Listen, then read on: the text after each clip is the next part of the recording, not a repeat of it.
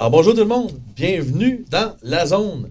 Cette semaine, je suis de retour avec William et Olivier, puis je leur pose une question vraiment tripante. C'est quoi la place des jeunes hommes en 2023 au Québec?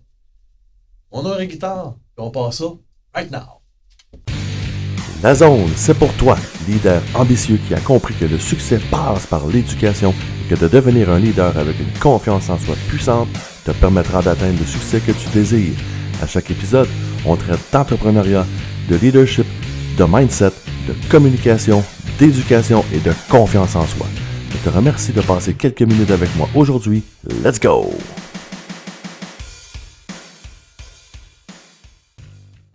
Guys, de retour, très content de vous avoir, de vous revoir encore dans la zone. Aujourd'hui, sujet délicat. Sujet délicat parce que c'est un sujet d'opinion. On va y aller de nos opinions. Absolument. On parle pas vraiment d'enseignement dans le sens où, tu sais, la plupart de mes sujets, on parle de différentes affaires plus techniques. Puis bon. Puis j'adore travailler avec les jeunes. Je pense que capable encore à 50 ans de connecter avec les jeunes. C'est pour ça que je coach encore autant. Puis j'ai autant de fun avec eux autres. Vous autres, puis mettons moi, quand j'avais justement 22, 23 ans, 24 ans. Fait que ma question est là, c'est quoi la place des jeunes hommes? Parce qu'on parlait des hommes, là, on est des gars, là. La place des jeunes hommes au Québec, plutôt, non.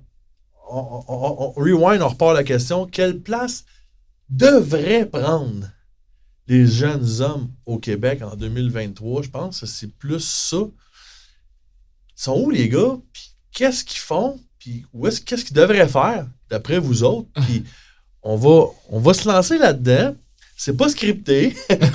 on y va. On va voir où est-ce que ça nous mène. On va voir où est-ce que ça nous mène. On y va de nos opinions. J'ai remarqué une énorme différence dans les standards que moi j'avais quand j'étais un petit gars. Tu sais, on a parlé de hockey dans le dernier épisode. Puis, ce qui est normal, on est tous des joueurs de hockey. Et des coachs de c'est hockey. Ça, exactement. Puis pour renchérir là-dessus, moi aussi je coach au hockey. Fait que j'ai vu une énorme différence. Je coach des petits gars de 12 ans. Fait que j'ai vu une énorme différence de quand moi j'avais 12 ans puis les petits gars de 12 ans que j'enseignais. Puis ça me mène à me poser des questions justement sur où est-ce qu'on s'en va avec ça. Tu sais, une des différences qu'on parlait tantôt, justement, puis tu sais, je dis loin de là de dire que les hommes doivent pas pleurer. On veut faire justement la différence entre c'est quoi être sensible, avoir des émotions, puis pleurer pour aucune raison, tu sais. Puis j'ai remarqué une énorme différence là-dessus. Je remarque que les petits gars, souvent, sont moins masculins. Je veux dire comme ça, moins virils qu'avant, moins. C'est dur à dire. je veux pas. C'est touché parler de ça, mais. Il n'y a pas mille façons de le dire. C'est ça. Puis en même temps, c'est ça qui est recherché depuis longtemps. Le macho, on ne veut pas l'avoir, le macho. Absolument pas. Tu sais, puis loin de là. Mais par contre, je crois comprendre, déceler dans ton propos que tu es comme moi, c'est-à-dire que tu fais une différence entre être viril et être macho. Exactement. Il y a une distinction entre les deux. Puis ça, je pense qu'il n'y a pas grand monde qui a fond cette distinction-là. Ben, c'est là où est-ce que, tu sais, puis écoute, je dis pas que j'étais un fan fini d'Andrew Tate, mais je l'écoutais l'autre jour, puis il me faisait penser à quelque chose, tu sais. Mettons demain matin, on est dans un bar, il y a une bataille qui éclate, c'est pas les filles qui vont vous défendre, right? Ça va être les hommes qui vont devoir se défendre si jamais il y a un problème. On est d'accord? C'est nous qui a la force physique de faire ça. En ce moment, ce que je vois comme problème, c'est qu'on enseigne aux gars à être, je veux dire, à être faible, que c'est correct d'être faible.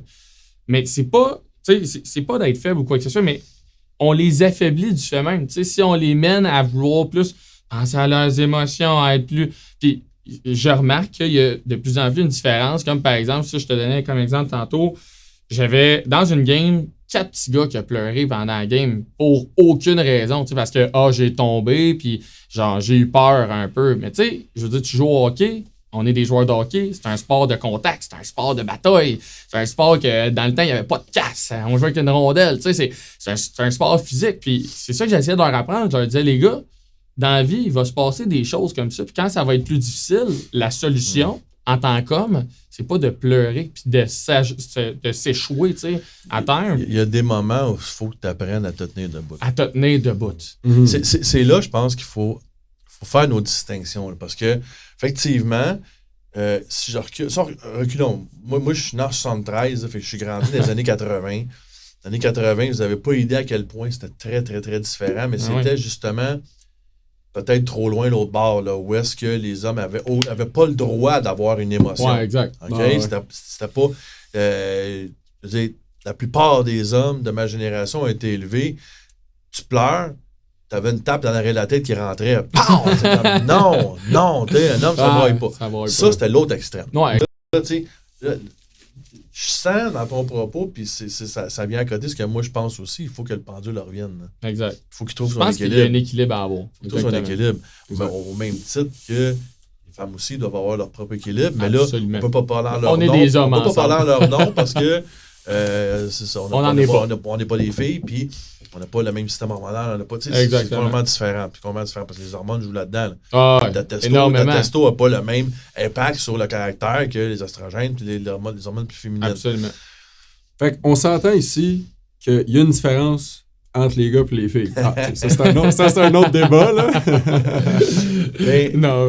Oui, puis en fait, elle disait ça.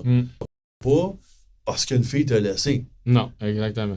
Fait que, tu sais, moi, je me souviens d'un message que mon père me donnait. On parle des années 90, là. C'est ça. Tu sais, j'ai dit, même avant ça. Je suis encore très d'accord avec un message des années 90. Là, d'après moi, ça fait totalement du sens. Mais il a raison. Regarde, le féminicide qu'on vit présentement, c'est pas votre génération, c'est la mienne. C'est la mienne là, qui pète les plombs là, pour rien. Là. Ma génération a commencé à avoir les couilles molles. Là, on va se dire ça de même. A commencé à avoir les couilles molles. C'est pas tous les gars de mon âge qui ont appris à se faire dire non, qui ont appris à dealer avec le rejet, qui ont appris à... Ben oui, regarde, it is what it is, on tourne la page, on passe à autre chose, puis on passe à nos enfants. Regarde comment les séparations se passent pas bien parce que l'ego est trop fort, parce que les gens apprennent pas à dealer avec leur ego.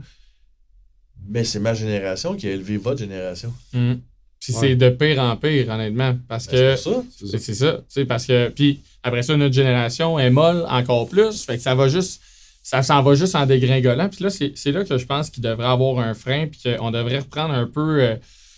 sans dire les claques en arrière de la tête, je pense que ça, c'est passé, mais je pense qu'il y a quand même quelque chose à aller retravailler à ce niveau-là parce que dans ma tête à moi, même que tantôt tu parlais d'hormones, ça peut être dangereux qu'un homme avec des hormones, de la testostérone, on peut se dire en tant qu'homme que ça propulse un homme, là, de la testostérone.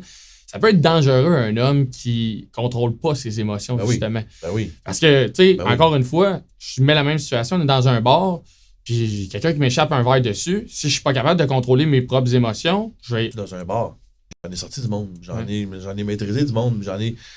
Mais j'ai jamais eu à me battre parce qu'il y a un contrôle, mais ce contrôle-là est bien plus puissant. Absolument. Bien plus puissant. Puis c'est ça, je pense qu'il faut qu'on... Pour moi, elle est là l'image de l'homme fort. Elle n'est pas dans le nombre de batailles que tu vas gagner. Elle n'est pas là pantoute. On s'en fout de ça. C'est pas ça. Puis c'est pas... T'as pas le droit de pleurer, c'est pas ça non plus. Non. C'est... Quand vient le temps d'être solide, t'es solide. Moi, j'ai toujours un peu mon image, mon modèle dans ma tête, quand je m'imagine un peu quel genre de personne que je veux être, quel genre d'homme je veux être, moi, c'est The Rock. The Rock est mon modèle. Pourquoi? Parce que quand tu regardes le personnage... Quand tu regardes le personnage... OK? On va se le dire. Mais il y a toujours un sourire, il y a un charisme. Il a l'air d'un gros nounours. Tu sais, puis... C'est cet équilibre entre le gros nounours. L'autre fois, je le voyais justement sur Instagram avec sa petite fille d'arrêt de me maquiller en rose à grandeur. Moi, je suis comme ça comme père. Je suis hyper proche de mes enfants. J'ai aucun problème à me faire maquiller par mes filles, moi non plus. Mais en même temps, quand vient le temps, approche-toi pas. Parce que Papa Ous, d'ailleurs, ma plus vieille, de 16 ans, on était dans l'autre fois avec ses amis, puis elle me décrivait à ses amis comme étant le Big Papa Bear. Papa Bear, il est tranquille.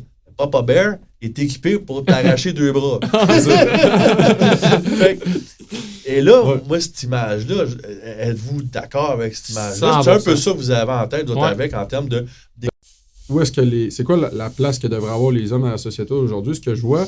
Puis, pour appuyer ton point, qu'admettons, tu vois, les jeunes, ils pleurent de plus en plus, puis où est-ce que ça se remarque, ça, sans pleurer? Ça se remarque dans le fait que le monde, il s'appuie de plus en plus sur les malheurs qui leur arrivent. Oui.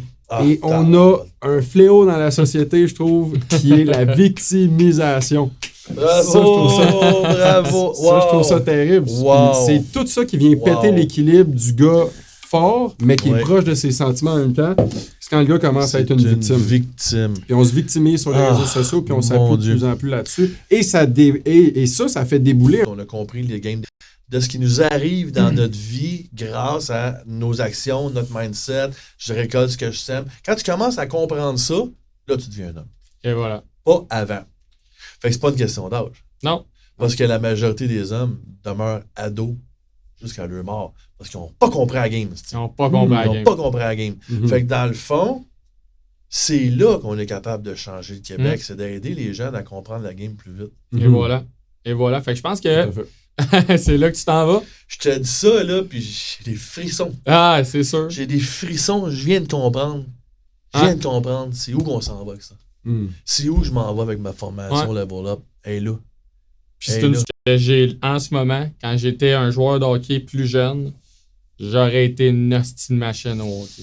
Pas parce que j'étais le meilleur, loin de là. Parce que j'en avais un bon mindset quand j'étais vraiment, vraiment jeune, mais dans mon adolescence, je me suis laissé aller. C'est là que ça... Oui. Je me suis laissé aller. Comme athlète, moi aussi, très, très jeune, très fort, très performant, rendu à 15 ans, tout a piqué du nez, pour plusieurs raisons. Premièrement, j'avais l'espèce de mentalité de... OK, moi, j'étais goaler quand j'étais jeune, là. Je suis bon, jusqu'à ce que je fasse plus le 2B, 2C, je suis rendu dans le A, dans le B. Rendu dans le B. Moi, ça, je suis dans le B. Ouais. Là, je suis devenu une victime. J'ai failli sombrer de ce côté-là, jusqu'à ce qu'à un moment donné, il ne doit rien à personne. Couille molle, quand tu agis de même, ça n'a pas à voir avec l'âge. Hein. Ça a rapport avec, comme je disais tantôt, je pense que tu es adolescent. Jusqu'à temps que tu n'as pas fait un travail sur toi. Trump, pour moi, c'est juste un esti d'ado de 70 ans. Ouais. Mais il a réussi certaines choses dans la vie quand même. Mais ça reste que sa mentalité, ça, je suis 100% d'accord avec toi. La façon qu'il se perçoit, la façon qu'il perçoit le monde, je suis d'accord avec le fait que il est assez. Ben, il est spécial, ce monsieur. C'est pas parce que tu fais de l'argent que tu réussis. Là, non, effectivement. C'est une des parties de ta réussite. C'est juste un chiffre. Là, c'est ça, exactement. Ce que tu fais avec, puis ce que tu t'en vas avec. Et voilà. Nous autres, moi, c'est clair. On a tout. Je dis parce que le Québécois, je parle du Québécois. Là, je ne me mets pas là-dedans pantoute, là, mais vraiment pas. Mais on pense que le gouvernement devrait prendre soin de nous autres. Oui. Pourtant, au bout du compte, c'est tout le contraire. Ah non, c'est tout le contraire. C'est pas ça que ça sert. Fait que, conclusion, guys, là, peu importe l'âge que vous avez, hein, peu importe l'âge que vous avez, apprenez c'est quoi les lois de la vie. La loi de l'attraction, les croyances, comment créer des habitudes. Commençons par comprendre comment la game se joue, là, comment la game se joue entre les deux oreilles. Après ça, quand tu es rendu là, c'est plus facile de te créer une identité. Moi, c'est quelque chose que j'enseigne beaucoup, l'identité. Absolument. Ça, je disais, mon modèle, c'est The Rock, parce que ça m'aide à créer. Que vous ayez 50 ans ou 60 ans, ou si vous avez des ados chez vous, merde, envoyez ce podcast-là à tout le monde. Cette discussion-là. Fait que je suis content du sens que ça a pris. Je suis content de la direction où on est allé, de ne pas jouer la victime, de prendre ses responsabilités, de se lever de bout, de prendre ses responsabilités. Pas être entitled. Ça, c'est... Écoute, c'est les deux maladies de la société, la victimisation et l'entitlement. C'est les cancers qui nous grugent par en dedans, qui rendent les gens extrêmement malheureux dans leur vie. Ils ne comprennent même pas pourquoi ils sont malheureux. Devenir un homme, c'est de comprendre cette game-là, de prendre ses responsabilités, d'être là, d'être fort, d'être présent, d'être puissant pour ses enfants, pour sa famille, pour son monde. Si on veut ça à changer un homme à la fois, on va avoir une société qui est un peu plus solide. Qui va avoir moins de féminicide. Parce que les femmes vont automatiquement être plus heureuses aussi d'être des gars solides, là, on s'entend. Là, la fille n'est pas heureuse d'avoir une couille molle à côté qui comprend rien de rien puis que tout ce qu'il veut dans la vie, c'est gamer et fumer des battes. Ouais, c'est sûr que... À un moment donné, là, OK, un samedi, il faut de temps en temps, go, fine, pas de trouble. Ça te défoule, ça te fait du bien de gamer et fumer des battes. Oui, mais c'est pas ça, ça peut pas être toute ta vie. Là. Non, ça peut pas être toute ta vie. Est-ce que tu iras pas loin? Vous en connaissez du monde. J'en connais des tonnes et des tonnes. J'en connais de mon âge. OK, bon, tu vois. Il y en a qui changeront jamais. Quand je dis l'adolescence, c'est pas une question d'âge, c'est une question de où tu es rendu dans ton mindset. Ouais. Après, là. 100%. Check moi à l'inverse, j'ai vendu ma Xbox. Fait que... moi je suis pas gamer, moi je pogne les nerfs ben trop. Ah, c'est très pour ça que je l'ai vendu. Ouvrir toujours un plaisir. Ça parce que on savait pas on savait pas trop où on s'en allait, mais. On savait pas où s'en allait, mais finalement, écoute, on est allé vraiment à bonne place. Ça venait vraiment, vraiment du cœur, guys. S'il y a quoi que ce soit que vous avez aimé dans la discussion, Caroline, transférez, envoyez ce podcast-là, cet épisode-là, à n'importe qui que vous aimez, que vous pensez que ce message-là pourrait aider, changer. Allez mettre les likes, les étoiles, ce qu'il faut pour donner notre type sur le podcast, parce que le podcast, il est gratuit. Sur ce, gang, on se revoit la semaine prochaine.